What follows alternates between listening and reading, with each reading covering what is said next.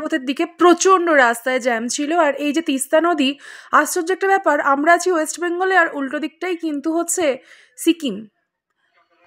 সিকিমই তো উল্টো দিকটা।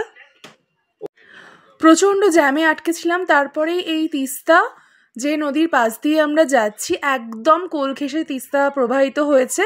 আর তিস্তা যা খরস্রোতা নদী, সত্যি বলে বোঝানো যাবে না। দেখেই তো মনে হচ্ছে যে এখানে কারেন্ট আছে। সত্যি এখানকার জলে প্রচুর কারেন্ট আছে। সাঁতার জানলেও যদি কেউ এখানে পড়ে যায় কোনোভাবে, তার কিন্তু চলা মুশকিল। এই হচ্ছে আমাদের পেশক টি গার্ডেন। এখান থেকেই আমরা যাচ্ছি লেপচা জগতের দিকে, এবং লেপচা জগতে যেতে গিয়ে প্রচুর প্রচুর প্রচুর টি গার্ডেন দেখা যায়। এবং টি গার্ডেনের ভিউটা যে এতটা সুন্দর যে বলার কথা নয়।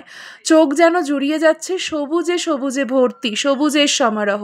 চলে এসছি গুম্বধারা ভিউ পয়েন্ট, যেটা দেখে মনে হচ্ছে যে মেঘের কোলে যেন ঢেকে গেছে পাহাড়। এখানে আমরা যে ভিউটা দেখছি, যেখান থেকে একটা কাঠের পাটাতন সেখানে দাঁড়িয়ে, বেশ ভালো লাগছে কিন্তু দূরের এই দৃশ্যটা দেখতে। দূর দিয়ে তিস্তা নদী প্রবাহিত হয়েছে। আমরা প্রায় 5000 কিলোমিটার উচ্চতায় আছি। এই হচ্ছে তিনচুলে, যেখানে একটা ছোট্ট মনেস্ট্রি আছে, একটা বাড়ির সংলগ্ন আর কি ছোট্ট মনেস্ট্রি। এখানে দেখার মধ্যে হচ্ছে এই তিনচুলে ছোট্ট যে মনেস্ট্রিটা, ভিতরে আমরা ঢুকিনি কারণ এখানে নেপালিদের কিছু অনুষ্ঠান চলছিল। আমরা চলে আসি সেখান থেকে লামাহাটা ইকো পার্কে। ভীষণ বড় এবং অনেকটা জায়গা নিয়ে হচ্ছে এই লামাহাটা ইকো পার্ক। আছি লামাহাটা ইকো পার্কে। অনেকটা বড় এলাকা নিয়ে এটা। একটা ওয়াচ টাওয়ার মতো এখানে করা হয়েছে কাঠের, যেখানে আমি এখন উঠে আছি। ভীষণ সুন্দর লাগছে এখান থেকে ভিউটা দেখতে।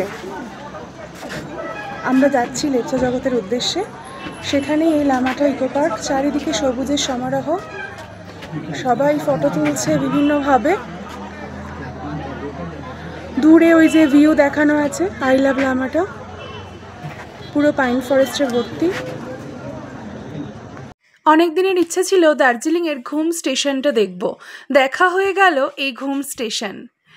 এরপরে চলেছি আমরা মেঘের রাজ্যের মধ্য দিয়েই আমাদের ডেস্টিনেশন লেপচা জগতের দিকে। সন্ধে হয়ে আসছে। চলে এসছি আমাদের যে হোমস্টেটা, সেখানে বেথেল হোমস্টে। ভীষণ সুন্দর এই হোমস্টেটা, বাইরে থেকে একদম ঝাঁ চকচকে এবং ভিতরটাও সত্যিই খুব সুন্দর। দেখা হচ্ছে পরবর্তী ভিডিওগুলোতে। ততক্ষণ সবাই ভালো থেকো, সুস্থ থেকো। Thank you for watching my video.